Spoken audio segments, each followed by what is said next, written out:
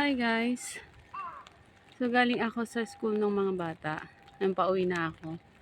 So dito ako sa may ilog dumaan. Para makapag-video saglit. So ito yung sa amin. At yan yung yan yung dati. Yung binidyo ko dati na abandoned na apartment o condo dito sa Japan. So wala talaga nakatira hanggang ngayon. Kahit yung kabila, wala din. Wala pa din. Pero mini-maintain ng government yung lugar dito. Kaya hindi siya madamo, hindi siya malinis pa rin. So yan. Dito yung amin, ito yung ilog. Man-made na daw na ilog. So yan. Last week yata nung naglinis sila dito. Pinutol yung mga punong kahoy kasi masyado nang malalaki yung mga punong kahoy dyan. So pinagpuputol nila. Grabe dati. Maano dito dati kasi ang tataas na ng mga puno. So dito, lakad tayo dito. And kita niyo yun guys. May mga may tawag nun? White heron, tsaka kamo? Ano nga ba yung kamo? Sa Tagalog. Yung parang pato na lumilipad. Nakalimutan ko talaga, sorry. So yun, naman yun, uwak. Yung mga lumilipad na yun, uwak yung mga yan.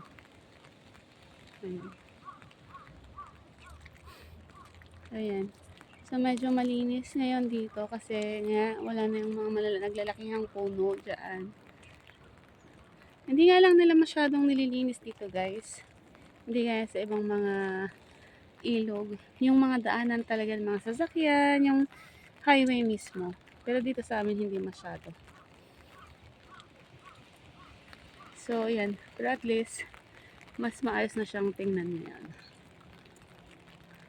Ayan. So ayun yung tawag nito. Parang bibe.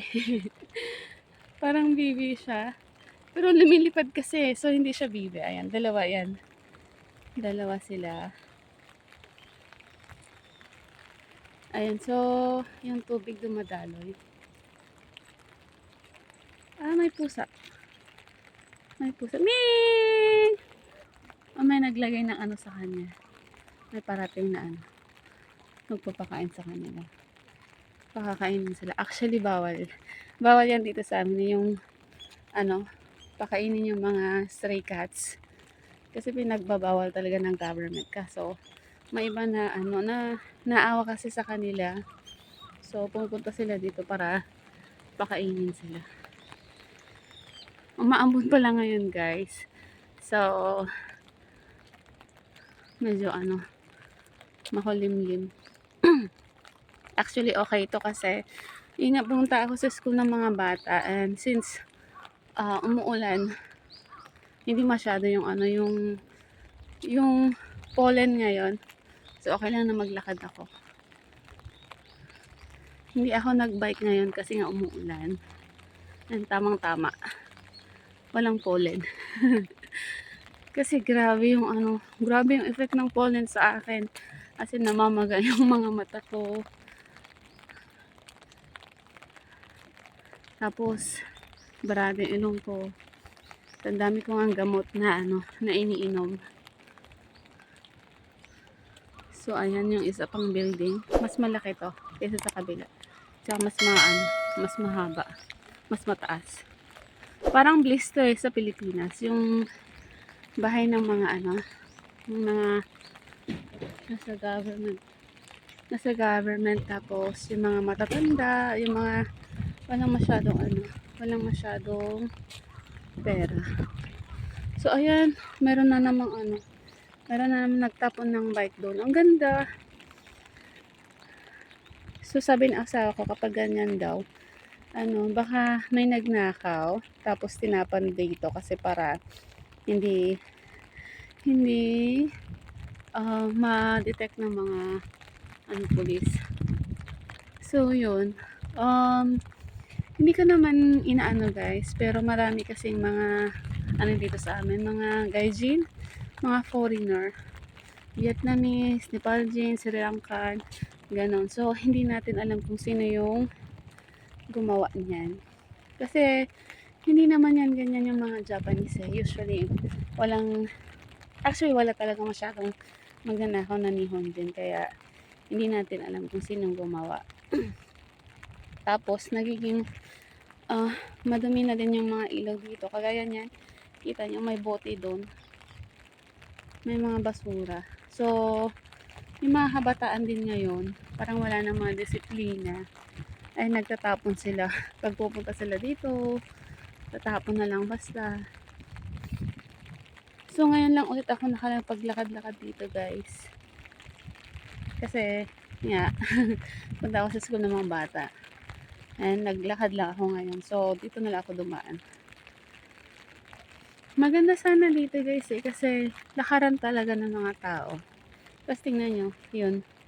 May bato doon. Sabi na asawa ko dati, ano daw dito eh.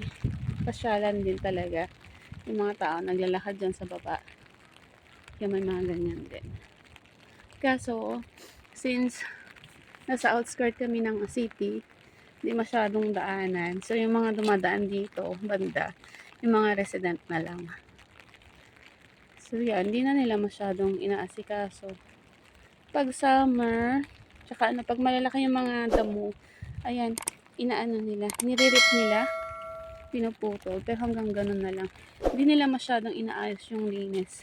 Tapos yun, pag may basurang ganyan, hindi nila kinukuha kasi iba yung basura ng mga damo, tsaka tsaka mga plastic na ganyan. So, iniiwan talaga nila. So, hindi ko alam kung sinong magko-collect niyan. Pero may mga magko-collect din yan. For sure. Ayan. May hagdan dito para pumunta sa baba. Usually, marami pusa dito eh. Umuulan kasi kaya walang walang pusa. Ayan. Actually, mas okay siya ngayon kasi nga naputol na yung mga puno. Ang dami oh. Pinagpuputol nila. So, government mismo yung yung nagpapasahod sa mga tao para pumunta dito at damo. Tsaka putulin yung mga puno. Ayan, kitang-kita yung ilog. Lumiit na nga yung ilog eh. Ayan oh. Dati daw malawak yan. So, lakad tayo punta doon. Makulimlim talaga kasi umuulan. Hanggang bukas daw yung ulan. So, ayan, hindi gaanong malamig ngayon. Although winter pa rin, pero pa spring na. Kaya nga nag-aano na naman yung mga pollen. Lakad tayo.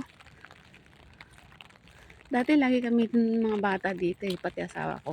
Naglalakad, nagtatakbuhan, pero habang lumalaki sila, medyo nababawasan na rin yung namin. Lakad dito.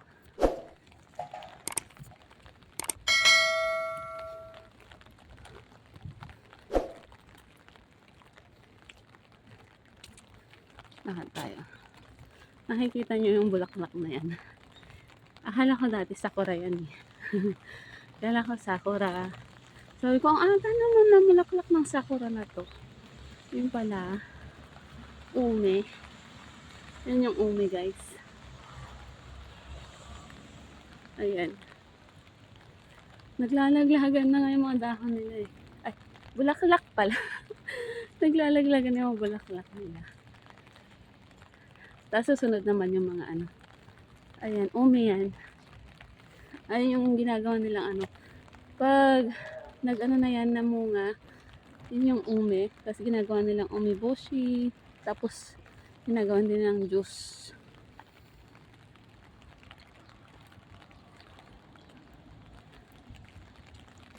May nagko-construction. Dati ano lang yan eh, taniman. So dito guys, ang bilis lang gumawa ng mga bahay tsaka mga building. Akalain niyo yung isang bahay, isang apartment. O yung isang bahay guys, 3 months lang nila ginagawa, binubuo. Tapos na. Hindi kagaya sa Pilipinas na inaabot ng maraming taon. Isang taon, o kaya 2 taon.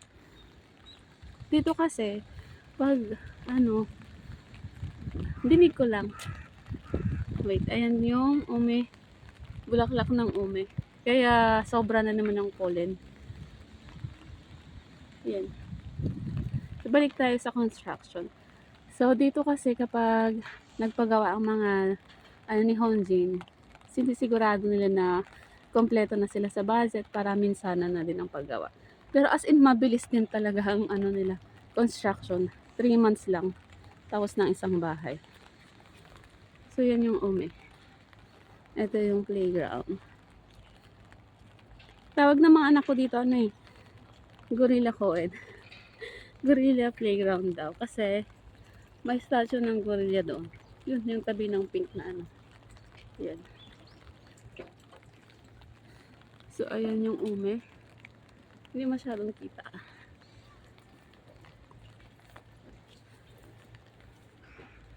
Hindi masyadong ma-appreciate ng camera ko. Ayun, ang ganda. Ay, nagsispaglaglaya na sila.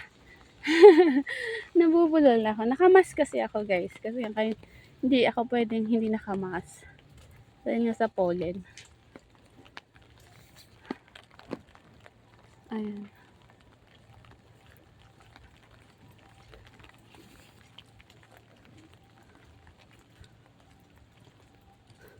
So, ayun lang guys. Malapit na ako sa amin. So, thank you for watching. Bye!